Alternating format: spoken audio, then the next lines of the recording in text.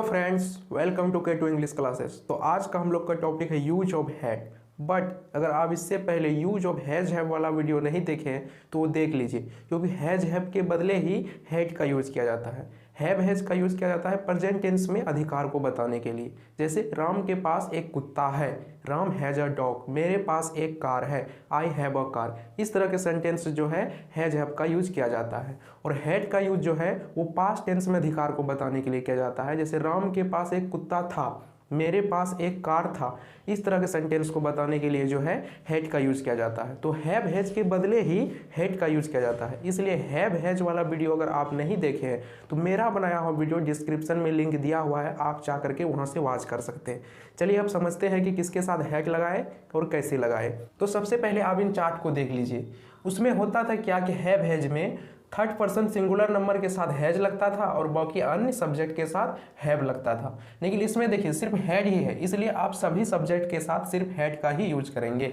आप किसी भी सब्जेक्ट के साथ हैड का यूज कर सकते हैं, चाहे वो सिंगुलर रहे, प्लूरल रहे, आई वी यू दे कुछ भी रहे।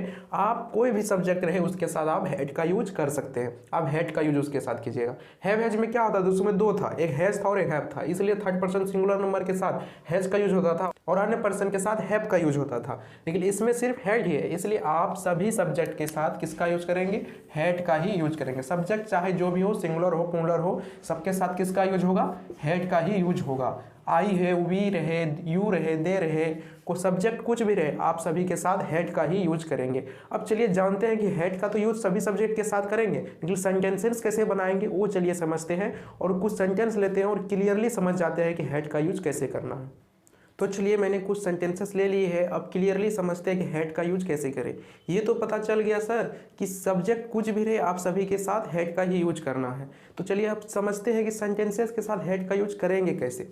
तो सबसे पहले आप इन सेंटेंसेस को देखिए। मेरे पास एक कार था, या मुझे एक कार था, मैं एक कार रखता था। इन तीनों सेंटेंस से जो है पास्ट टेंस में अधिकार की बात हो रही है कि मेरे पास एक कार था। तो चलिए अब समझते हैं, ये तीनों सेंटेंस जो है मतलब एक ही है कि पास्ट टेंस में अधिकार की बात हो रही है, इसलिए इसका क्या हो जाएगा, I had a car. I had a car हो जाएगा। अगला सेंटेंस देखिए, जब भी इस तरह के सेंटेंसेस आए, मेरे पास एक कार था, या मुझे एक कार था, या मैं एक कार रखता था, तो ये तीनों सेंटेंसेस जो है एक ही बात की पता चल रही है कि पास्ट टेंस में अधिकार की बात चल रही है, इसलिए तीनों सेंटेंस एक ही तरह के हैं, इसलिए इसका क्या हो जाएगा, आई हैड अ कार। अगला सेंटेंस देखिए, सोहन के पास एक बिल्ली थी, तो इसका क्या हो जाएगा, Sohan had a cat. Sohan had a cat. अगला सेंटेंस देखिए, राजा दशरथ के 4 पुत्र थे, तो इस तरह के सेंटेंसेस भी हैड का यूज करके ही बनेगा कि राजा दशरथ के 4 पुत्र थे, तो इसका क्या हो जाएगा, किंग दशरथ हैड 4 सन्स। क्या हो जाएगा, किंग दशरथ हैड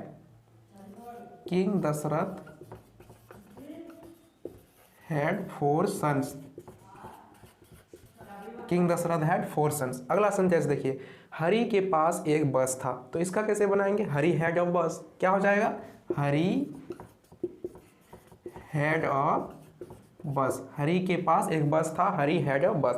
अगला सेंटेंस देखिए, मेरे पास कलम नहीं था। देखिए ये नेगेटिव सेंटेंस आ गया, मेरे पास कलम नहीं था। अगर नेगेटिव सेंटेंस आ जाए तो कुछ नहीं करना है बच्चों, हैड के बाद सिर्फ आपको नो लगा देना है। तो क्या हो जाएगा, आई हैड नो पेन। क्या हो जाएगा, आई हैड नो पेन। मेरे पास कलम नहीं था, आई हैड नो पेन। अगला सेंटेंस देखिए, क्या रमन के पास घड़ी थी। ये देखिए इंट्रोगेटिव सेंटेंस आ गया। इंट्रोगेटिव आ जाए तो आपको सबसे पहले हेड को आगे कर देना है, हेड को आगे कर देना है, उसके बाद सब्जेक्ट ले लेना है। सब्जेक्ट क्या है, रमन, तो क्या हो जाएगा, हैड रमन।